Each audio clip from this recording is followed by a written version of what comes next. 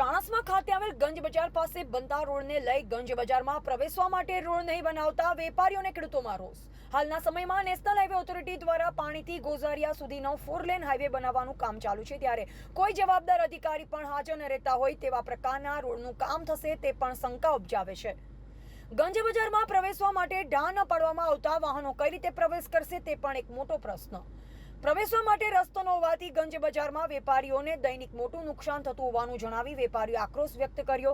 ચાણસ્મા ખાતે બની રહેલા રોડના કામકાજ દરમિયાન લોલમલોલ ચાલતું હોવાની પણ ચર્ચા રણે ચડી છે।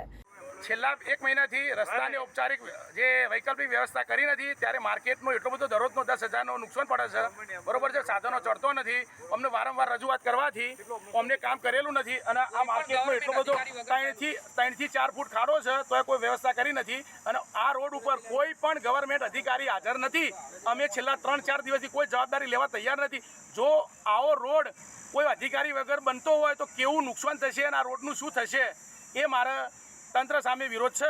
જય ભારત। રિપોર્ટર અલ્પેશ રીમાડી, પાટણ।